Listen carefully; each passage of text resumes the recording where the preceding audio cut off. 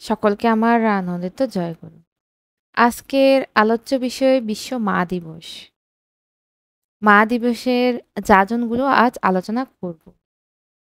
পৃথিবীর সব সন্তানের কাছে মা শব্দটি যেমন সবচেয়ে দৃঢ় সম্পর্কের নাম, তেমনি সবচেয়ে পবিত্র ও মধুরতম শব্দের নাম।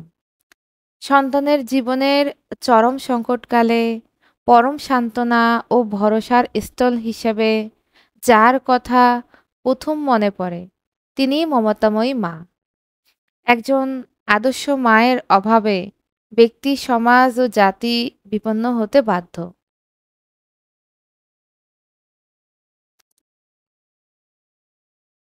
স্যার আশুতোষ বিদ্যাসাগর কোথায় পেল শক্তি?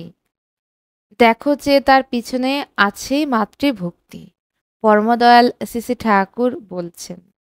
এছাড়া তিনি তার বাণীসমূহের মধ্যে আরও বলছেন, মাতৃভক্ত যারা তারা প্রায় সুখী হয়, বড় হয়, কোমল হৃদয় হয়।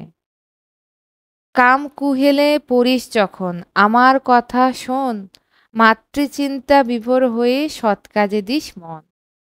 মাতৃসেবার অমোঘ টানে চল ওরে তুই চল, থাকবি হতে বীর্যবান পাবি বুকে বল। মাতৃভক্তি অটুট যত সেই ছেলে হয় কৃতীর তত। শ্রী ঠাকুরের কতিপয় বাণীসমূহ। শ্রী ঠাকুর একদা মাতৃবিরাগ সুরেশ ডাকে বললেন, যা এখনই মাকে গিয়ে প্রণাম করে আয়। নমামি তারিণম বহু বল ধরিণম নমামি মাতরম, এই বলে প্রণাম করবি। এখনই যা, এ পায়ে গিয়ে প্রণাম করে আয়। সুরেশদা যথাযথ তাই করলেন। শৈশব থেকে মা অন্তঃপ্রাণা ছিলেন পরমদয়াল। অঙ্ক পরীক্ষার দিন যেতে বিলম্ব দেখে রেগে শ্রী ঠাকুরের মা বললেন, আজ একটা অঙ্কও পারবি নে তুই।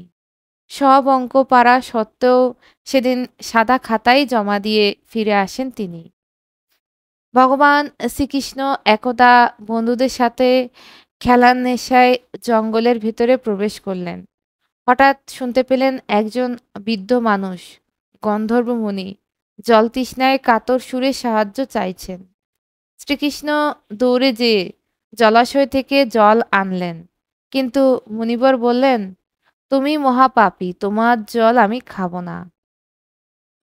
তোমার জন্মদাতা মা বাবা কংসের কারাগারে অন্ন জলের অভাবে অন্ধকারে ধুকে ধুকে মরতে চলেছে, আর তুমি তাদের সন্তান হয়ে নন্দরাজার প্রাসাদে রাজভোগ খেয়ে রাজবাড়িতে নেচে বেড়াচ্ছ। তুমি আমাকে জল দিবে? তোমার জল আমি খাব না। শ্রীকৃষ্ণ বললেন, মহর্ষি, আপনি দয়া করে জল পান করুন। আমি আমার মা বাবাকে এই মুহূর্তে মুক্ত করে আনব। শ্রীকৃষ্ণ জানতেনই না যে তার মা বাবা কংসের কারাগারে বন্দী। জানা মাত্রই মা বাবাকে তিনি যুদ্ধ করে মুক্ত করে আনলেন।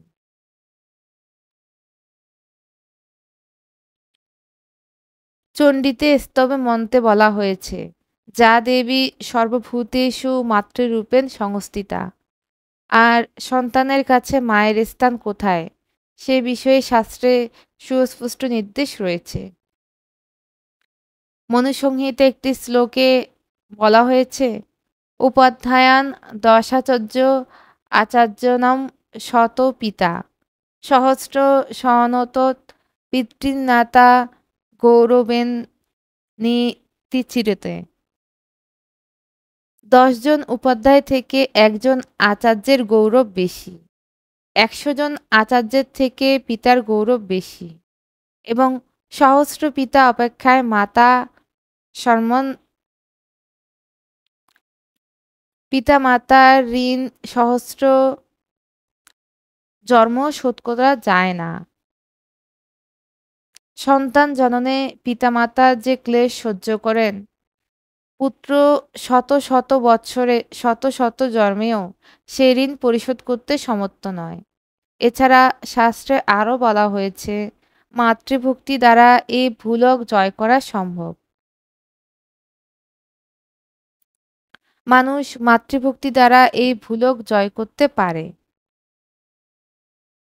ভগবান রামচন্দ্র বলেছিলেন, জননী জন্মভূমিশ্চ স্বর্গাদপি গরীয়সী। পুরাণে একটা গল্প আছে। মা দুর্গার দুই ছেলে, কার্তিক ও গণেশ। মার গলায় গজমোতির হার। মা স্থির করলেন, দুই ছেলের মধ্যে যে আগে সারা পৃথিবী ঘুরে আসতে পারবে তাকে তিনি গজমোতির হারখানি দেবেন। দেবই সেনাপতি কার্তিকের বাহন ময়ূর। তাই তিনি শোনামাত্র বেরিয়ে পড়লেন। ময়ূরের পিঠে চড়ে কার্তিক ভাবছে সে নিশ্চয়ই হারটি পাবে, কারণ ময়ূর হলো দ্রুতগামী। গণেশের বাহন ইঁদুর। সে তো সারা পৃথিবী ঘুরে আসতে পারবে না আমার আগে। গণেশ ভাবছে মাই তো দুনিয়া।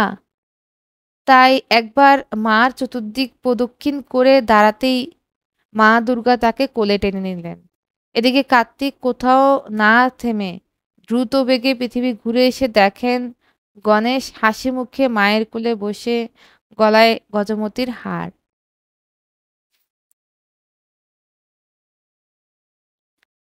ইসলামেও মাকে দিয়েছে বর্ণনাতীত মর্যাদা ও সম্মান। ইসলামের দৃষ্টিতে বাবার চেয়ে মায়ের মর্যাদা ৩ গুণ বেশি। এই প্রসঙ্গে হাদিসে ইরশাদ হয়েছে। হজরত আবু হুরাইরা বলেন, এক ব্যক্তি রসূল এর খেদমতে উপস্থিত হয়ে জানতে চাইলেন, হে আল্লাহ, রসূল মানুষের মাঝে আমার নিকট থেকে সর্বোত্তম সেবা লাভের অধিকার কার? নবী বললেন, তোমার মায়ের। লোকটি পুনরায় জানতে চাইলেন, তারপর কার? তিনি বললেন, তোমার মায়ের। লোকটি পুনরায় জানতে চাইলেন, তারপর কার? তিনি বললেন, তোমার মায়ের। লোকটি আবারও জানতে চাইলেন, তারপর কার? তিনি বললেন, তোমার পিতার।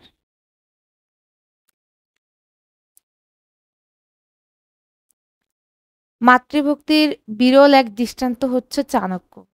চাণক্যের সামনের দুটো দাঁত খুব উঁচু ছিল। জ্যোতিষী তার মাকে বলেছিল ওইটা নাকি রাজলক্ষণ। মা ঠাট্টা করে বললেন, চাণক্য, তুমি তো রাজা হবে। রাজা হলে একদিন এই গরিব মাকে ভুলে যাবে।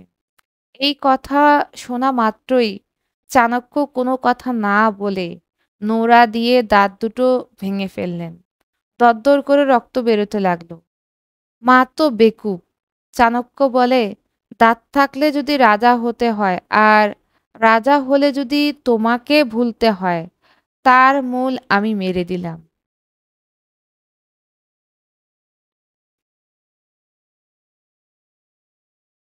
মা হলো মমতার মহল, পিপাসার জল। মা ভালোবাসার সিন্ধু। মা উত্তম বন্ধু। মা হচ্ছে ব্যথার ওষুধ। মা হচ্ছে কষ্টের মাঝে সুখ।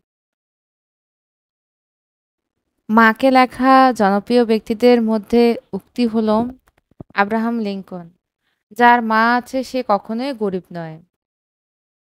জর্জ ওয়াশিংটন বললেন, আমার দেখা সবচেয়ে সুন্দরী মহিলা আমার মা। মায়ের কাছে আমি চিরঋণী। আমার জীবনের সমস্ত অর্জনই তার কাছ থেকে পাওয়া। নৈতিকতা, বুদ্ধিমত্তা আর শারীরিক শিক্ষার ফল। সোফিয়া লরেন, কোনো একটা বিষয়ে মায়েদেরকে দুইবার ভাবতে হয়। একবার তার সন্তানের জন্য, আরেকবার নিজের জন্য।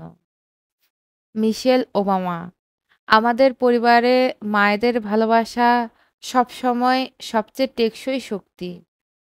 আর তার একাগ্রতা, মমতা আর বুদ্ধিমত্তা আমাদের মধ্যে দেখে আনন্দিত হই। মাইকেল জ্যাকসন বলেন, আমার মা বিস্ময়কর আর আমার কাছে উৎকর্ষতার আরেক নাম। মায়ের হৃদয় হচ্ছে এক গভীর আশ্রয়। সেখানে আপনি সহজেই খুঁজে পাবেন মমতার সুশীতল ছায়া। জন গে বলেছেন, মা, মাই তার অন্য কোনো রূপ নেই।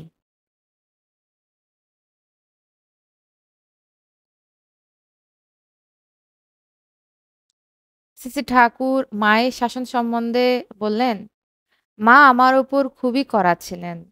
মার হাতে মার কম খায়নি। কিন্তু মাকে যে আমার কি ভালো লাগতো! তা আর কাকে বোঝাবো? কিসে মা খুশি হবেন আমার উপর, সেই ছিল আমার প্রধান ধান্দা।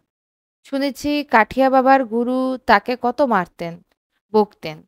তবু তিনি বলতেন, "মেরা গুরু বড় দয়াল।" আমারও তেমন মনে হয়, মেরা মাই বড় দয়াল। ভাবি তার শাসনটা তো শাসন নয়, সেটাও পরম আশীর্বাদ।